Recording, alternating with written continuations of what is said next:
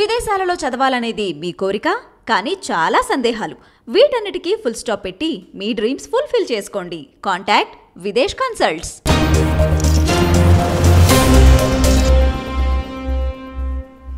ఆంధ్రప్రదేశ్ ముఖ్యమంత్రి జగన్మోహన్ రెడ్డి గారి పొలిటికల్ రాజకీయ ప్రయాణాన్ని బేస్ చేసుకొని నిర్మించిన యాత్ర 2 యాత్ర సినిమా సీక్వెల్ ఫిలిం త్వరలో విడుదల కాబోతున్న విషయం మనందరికీ తెలుసు. ఇందులో ప్రధానంగా ఒక పాయింట్ ఏదైతే ఉందో అది టచ్ చేసే అవకాశం ఉంది. గ్యారంటీగా మొత్తం ప్రేక్షకుల్ని కట్టి పాడేసే అవకాశం ఉంది. అంటే అక్కడి నుంచి సినిమాలో ఏమంటావు ఒక టెంపరేచర్ టేక్ ఆఫ్ తీసుకునే అవకాశం ఉన్నట్టుగా కూడా నాకు అర్థమవుతోంది. అంటే సినిమా టీజర్లో చూపెట్టిన అంశాల్లో ప్రధానంగా ఏంటంటే ఇప్పుడు సోనియా గాంధీ దగ్గరికి జగన్మోహన్ రెడ్డి గారు అట్లాగే అప్పుడు 2009-10 ప్రాంతాల్లో జగన్మోహన్ రెడ్డి గారు, ఆయన తల్లి విజయమ్మ గారు, అట్లాగే చెల్లెలు షర్మిల గారు, తన భార్య భారతి, నలుగురు వెళ్ళడం, సోనియా గాంధీతో మాట్లాడడం, ఓదార్పు యాత్ర గురించి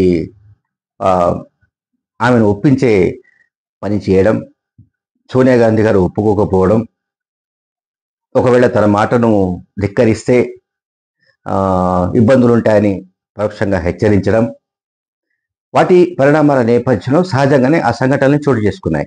ఆయన పైన సిబిఐ, ఈడీ కేసులు నమోదు కావడం, ఆయన 16 ఏళ్ల పాటు జైలు పాలు చేయడం అయితే జరిగాయి. ఆ తర్వాత అంటే ఆయన మహాసంకల్ప పాదయాత్ర చేసే సందర్భంగా జగన్మోహన్ రెడ్డి గారు ఒక ఛానల్ ఇంటర్వ్యూలో కొన్ని విషయాలు చెప్పాడు ఆయన. అంటే నేను ఎందుకు చెప్తానంటే ఆ చెప్పిన విషయాలు సినిమాలో ఏ రకంగా చిత్రీకరించి ఉంటారు, ఏ రకంగా విజువలైజ్ చేసి ఉంటాడు దర్శకుడు మహి రాఘవ, ఏ రకంగా విజువలైజ్ చేసి ఉంటాడు అనేది చూడాలి. అంటే ఇంట్రెస్టింగ్ సబ్జెక్ట్ అదే.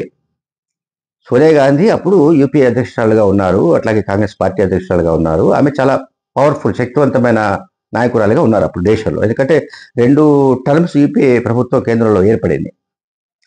అప్పుడు ఆంధ్రప్రదేశ్లో సెకండ్ టర్మ్ కూడా కాంగ్రెస్ పార్టీ అధికారంలోకి వచ్చింది. రాజశేఖర్ ముఖ్యమంత్రిగా ఉండగానే హెలికాప్టర్ ప్రమాదంలో ఆ క్రాష్ అయ్యి చనిపోయిన విషయం మనకు తెలుసు. సో ఇప్పుడు రాజశేఖర రెడ్డి గారు చనిపోయే నాటికి ఆయన కేవలం 100 రోజుల లోక్సభ సభ్యుడు మాత్రం. ఎవరు? జగన్మోహన్ రెడ్డి గారు కేవలం 100 days. అప్పటికి 100 రోజులు ఎలక్షన్ జరిగి 100 రోజులు అవుతున్నట్టుంది. 100 రోజుల ఎంపీ మాత్రమే.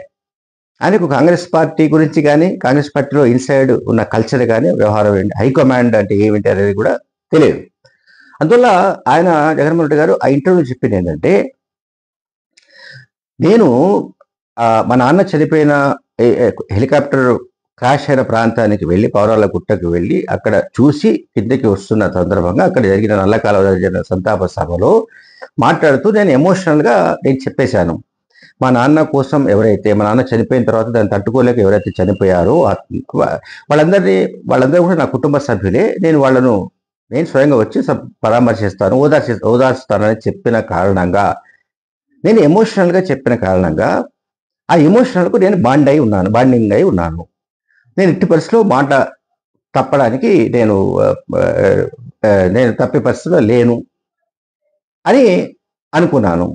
ఈలోగా కాంగ్రెస్ పార్టీ నాయకురాలు సోనియా గాంధీ పిలిచి, అరే మేము వెళ్ళాము కన్విన్స్ చేయడానికి, ఆమెను ఒప్పించడానికి వెళ్ళాము, ఎందుకంటే ఓదార్పు యాత్రకు వాళ్ళు అనుమతించలేదు హైకమాండ్ అంటే, మేము వెళ్ళి ఆమెతో చెప్పాము, ఎందుకు ఏ మాట ఇచ్చాము ఏంటని చెప్తే ఆమె దాన్ని ఖాతరు చేయకపోగా, ఆమె అప్పటికే ఎవరైనా చెప్పుడు మాటలు విని ఉంటారా, లేక ఆమె స్వయంగా ఏదైనా మైండ్లో తన పట్ల నెగిటివ్ ఫ్రేమ్ చేసుకున్నారా ఏమిటి మనకు తెలియదు. మొత్తం మీదైతే నన్ను ఓదార్పు యాత్ర చేయకూడదని ఆమె అన్నారు. నేను ఆ తర్వాత నాకు కేంద్ర మంత్రిగా కూడా పదవిని ఇస్తామని చెప్పారు. నేను అవేవి వద్దని చెప్పాను. బయటకు వచ్చిన తర్వాత నేను మళ్ళీ మా అమ్మతో మాట్లాడి మా అమ్మకు చెప్పాను, మనకు 2 దారులు ఉన్నాయి. ఒకటేమో అయితే మాట తప్పడం, నేను ప్రజలకు ఇచ్చిన మాట తప్పడం, అంటే ఓదార్పు యాత్ర చేయకపోవడం, తద్వారా కాంగ్రెస్ పార్టీ ఆఫర్ చేస్తున్న కేంద్ర మంత్రి ఇంకొక పదవి తీసుకోవడం, దానివల్ల ప్రజల్లో విశ్వసనీయత కోల్పోవడం. రెండోది, ఒకవేళ మాట పైన నిలబడితే ప్రజల్ని ఓదార్చడానికి వెళ్ళడం. ఈ సందర్భంగా సహజంగానే కాంగ్రెస్ పార్టీ అధిష్టానం బెదిరించినట్టుగా, హెచ్చరించినట్టుగా గ్యారంటీగా మనకి ఇబ్బందులు తప్పవు. ఇందులో ఏది బెటర్గా ఉంటుందో మనం డిసైడ్ చేసుకోవాల్సిన అవసరం వచ్చిందమ్మా అని నేను మా అమ్మతో చెప్పాను. ఆ సమయంలో భారతి గారు, అట్లాగే భారతి అండ్ తన భార్య భారతి గారు, అలాగే చెల్లెల సోదరి షర్మిల కూడా తనకే మద్దతునిచ్చారు. ప్రజలకు ఇచ్చిన మాట ప్రకారమే నిలబడవలసిందే.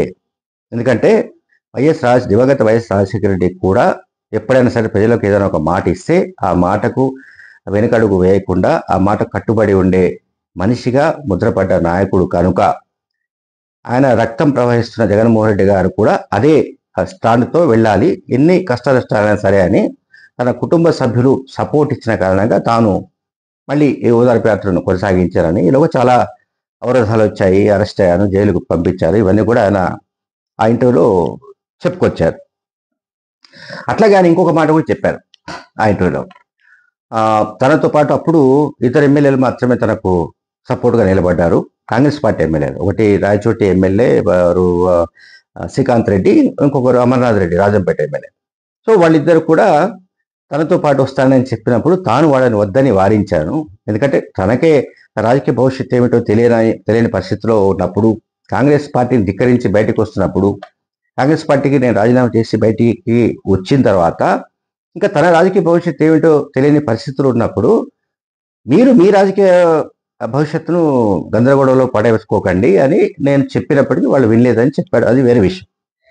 సో ఓవరాల్గా నేను చెప్పాల్సింది ఏంటంటే, ఆ సమయంలో అంటే రాజశేఖర రెడ్డి చనిపోయిన ఆ ఇన్సిడెంట్ను చూసి తట్టుకోలేక గుండెపోటుకు గురై చనిపోయిన వాళ్ళు, ఇతరత్రా కూడా చనిపోయిన వాళ్లను పరామర్శించాలని, వాళ్ళను ఓదార్చాలని తాను దివంగత రాజశేఖర రెడ్డి చనిపోయిన కొద్ది దూరంలోనే, అదే రాజశేఖర రెడ్డి గారు చనిపోయిన ప్రదేశానికి కొద్ది దూరంలో జరిగిన సంతాప సభలో తాను ఇచ్చిన మాట కోసం నిలబడి కట్టుబడి నేను కాంగ్రెస్ పార్టీ నాయకత్వాన్ని ధిక్కరించి బయటకు వచ్చాను. అసలు సోనియా గాంధీ కనుక ఓదార్పు యాత్రకు అనుమతి ఇచ్చి ఉంటే అసలు ఈ సమస్యలే వచ్చి ఉండేవి కాదని కూడా అన్నాడు ఆ ఇంటర్వ్యూలో. పార్టీ కూడా, సొంత పార్టీని కూడా నేను అంటే ఏర్పాటు చేసేవాడిని కాదేమో అని కూడా ఒక మాట కూడా అన్నారు ఆయన. అంటే నేను ఎంత ఎందుకు చెప్తానంటే ఈ డిస్క్రిప్షన్ ఏదైతే ఉందో, అంటే సోనియా గాంధీ గారు ఆ సమయంలో జగన్మోహన్ రెడ్డి గారిని అప్పటికే రాజశేఖర రెడ్డి కంటే ఇంకా బలమైన నాయకుడిగా ఎదుగుతాడన్న సమాచారం ఆమెకి ఏమైనా ఉందా? అంటే కాంగ్రెస్ పార్టీకి ప్యారలల్గా ఒక గొప్ప నాయకుడిగా తయారయ్యే అవకాశం ఉన్నట్టుగా వాళ్ళు ఏమైనా అనుమానించారా? అటువంటి సమాచారాన్ని, తప్పుడు సమాచారమే కావచ్చు, అది అటువంటిది ఇచ్చారా? లేకుంటే ఏనాటికైనా కూడా కాంగ్రెస్ పార్టీలో జగన్మోహన్ రెడ్డి గారు ఉండే అవకాశం లేదు, ఆయన కాంగ్రెస్ పార్టీని దాటి ముందుకెళ్ళిపోయే అవకాశం ఉంటుంది, సో ఆ డైనమిజం జగన్మోహన్ రెడ్డి గారిలో ఉందని చెప్పారా? తెలియదు. అందువల్ల ఏంటంటే ఈ యాత్ర 2 సినిమాలో ఖచ్చితంగా ఈ సన్నివేశాలు, అంటే సోనియా గాంధీతో జగన్మోహన్ రెడ్డి గారు, ఆయన తల్లి, ఆయన చెల్లెలు, వీళ్ళు మాట్లాడిన కాన్వర్జేషన్ ఎట్లా, అంటే ఆ సన్నివేశాన్ని ఎట్లా చిత్రీకరించారు, సోనియా గాంధీ జగన్మోహన్ రెడ్డి గారికి, ఆయన కుటుంబ సభ్యులకు ఏం చెప్పారు, సో ఏ రకంగా వీళ్ళని కన్విన్స్ చేయడానికి ప్రయత్నించారు, లేకుంటే బెదిరించడానికి ప్రయత్నించారు. సో ఇటువంటి సన్నివేశాలు బహుశా హార్ట్ టచింగ్గా ఉండే అవకాశం ఉంది. Thank you very much.